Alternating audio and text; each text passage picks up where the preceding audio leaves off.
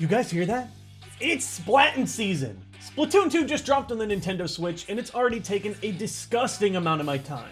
A few years back, the original Splatoon was my Nintendo Game of the Year, and Splatoon 2 is very similar to that. A couple of things have changed in Inkopolis, and instead of dropping two separate top 10s, I've decided to sort of mash them together, talking about 5 things I love and 5 things I hate about Splatoon 2. I tried to keep a focus mostly on topics that are new to Splatoon 2, but in general, here we go. Separate ranks. Splatoon 1's ranking system was a mixed bag. People wanted to build up better ranking grades, but only having one rank for everything led to all kinds of problems, like people teaming up in order to carry bad players to higher ranks, or players only farming one mode that they were the best at to inflate their score. Now you've got a separate rank for every major mode, and the new league battles allow serious teams to play with other serious teams in pairs. It's a bit harder to keep track of everything, but so far I've found it way better for sorting players by their skill level and giving quality matches. Mandatory news. Can I be petty for a second? I love the Squid Sisters. These new off-the-hook girls, they're alright too, I'm a fan. But you know what I'm not a fan of? 30 to 60 seconds of unskippable dialogue to start every single time I boot the game. And now in Splatoon 2, you gotta wait for this little between every stage they present for all 3 modes. Maybe there's a Grizco announcement too. The dialogue is cute, but once you've read it once, you've read it every time, forcing you to mash A to get through it as quickly as possible. Just give me the option to skip it, please. I'll read the unique Splatfest dialogue, but I definitely do not need to see that same basic dialogue every single time I turn the game on. Food, drinks, and chunks. In Splatoon 1, getting the perfect gear rolls was a pretty miserable experience, where you pretty much had to re-roll and pray with a lot of money or sea snails to get the gear abilities that you wanted. Food is amazing. The first time I went to buy shoes, I was like, ew, oh my god, what is that?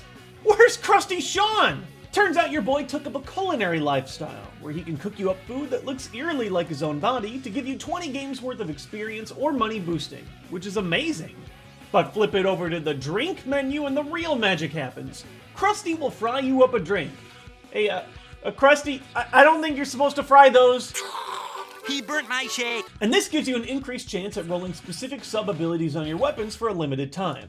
I like making gear that contains all of one ability, and so far just scrubbing my gear clean and combining it with drinks has given me some pretty decent results. And by collecting ability chunks over time, you can even directly insert whatever sub-ability you want into any piece of gear, with increasing costs if you're making a duplicate ability. This new system makes creating perfect gear feel actually possible instead of highly unlikely, and I'm a fan. Motion controls. On your back. There's 2 things I love in this world. One is playing video games at night in bed before I fall asleep. I love comfy portable gaming, and that's why I love the concept of the Nintendo Switch in the first place.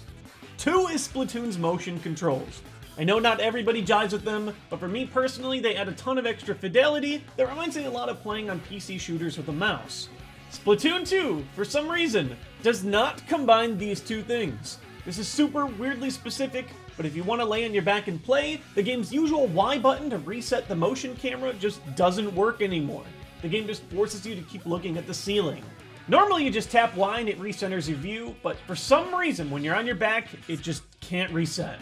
Long story short, I can't play Splatoon 2 in the position most comfortable to me with the aiming system that's most comfortable to me. It's a personal problem to the way that I like playing games, and it's a bummer that I can't enjoy this game undocked at night the same way that it was with games like Breath of the Wild. Splatnet 2. Done well, I think supplemental game apps can add a lot to the main game. And man, does Splatoon's Splatnet 2 app deliver. This thing crams a ton of in-game info into an easy-to-find place. You can go back and find your last 50 games and search individual stats of every player, along with the exact gear and exact stats on that gear that every player was running in that match.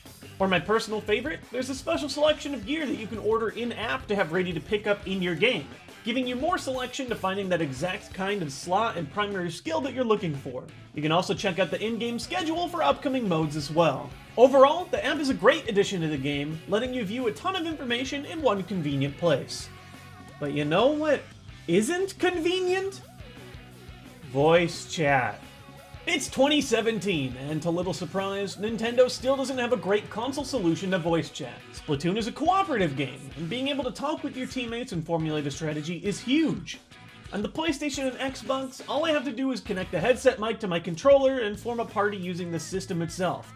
I don't need a computer next to me, I don't need a phone, it just works. For Nintendo, not only do you need a smartphone and the Nintendo Online app nearby, but you have to have your app open at all times if you want to conduct a conversation with your party. If you put your phone on sleep mode or you exit the app to check a text or something, it does not continue your conversations. You can't hear other people anymore. And if you want game sound and chat sound at the same time, you need an absurd splitter setup like this one from Hori. I just don't get it! 10 years ago, I played Advance Wars Days of Ruin on the old DS with my cousins, and the voice chat worked perfectly on that.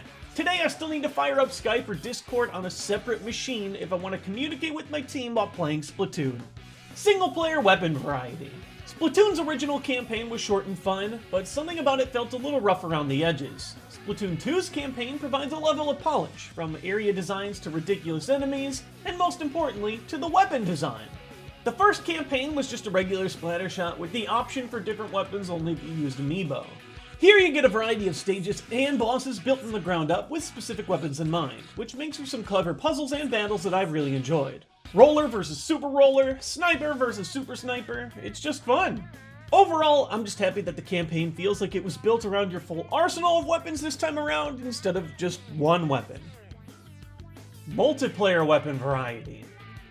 Even though the single-player campaign feels drastically changed from Splatoon 1 to Splatoon 2, I've noticed that the multiplayer feels almost identical. This isn't a bad thing. I love Splatoon 1's multiplayer, but I think one of the main reasons that people have been calling this game Splatoon 1.5 is that there are very few new weapons in this game right now compared to the original. Yeah, the Dualies guy is hilarious, but overall I feel like the Dualies and the recently dropped Dualie Squelcher feel barely different from other automatic weapons in the game. The only truly unique new weapon class, the Shotgun and Shield Splatbrella, isn't even available in multiplayer yet.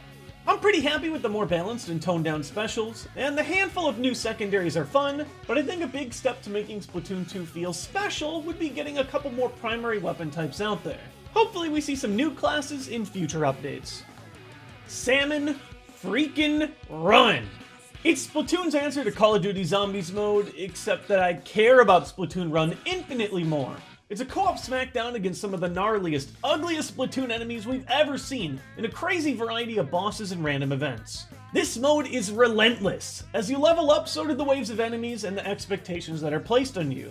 It's intense, forcing you to master teamwork, maneuverability, managing your resources, learning all the weapons, and delivering eggs to a freaking bear. This mode is what I live for in Splatoon 2. I just want more maps, more events, more anything related to Salmon Run. It's so good and I just can't stop. But, and it's a big but, the Salmon Run Schedule. Why? Why would you do this to me? Why on earth is Salmon Run, the only truly new mode in Splatoon 2, only sometimes available? When I heard the mode would be on rotation, I figured it would mean like the weapons and maps change. And they do that, but what I didn't realize is that sometimes there's nothing. Big gaps where you just can't play the mode at all. It's ludicrous. I can't think of any reasonable explanation for why they would limit it in this way. Splatoon 2 already continues that weird trend where only one ranked mode is available at a time, but when I walk up to Grizzco and I see these doors are locked, my heart just sinks. Please, Nintendo, if you roll out any update for this game, please keep these doors open. We'll all thank you for it. Through the good and the bad, there's one truth about Splatoon 2. I'm addicted. The combat system, gear optimizing, the colorful characters, the ridiculous hub world memes, it's just a good place to be. The first Splatoon was literally an incomplete game before getting a massive wave of content updates, so I'm hoping that the more finished Splatoon 2 will receive the same love and care over the next couple of years. Only time will tell, but until next time, see you guys soon with more Nintendo content. Also, I stream this game all the time on twitch.tv/thejwits, so head over there sometimes if you want to see some more Splatoon 2 stuff, yeah.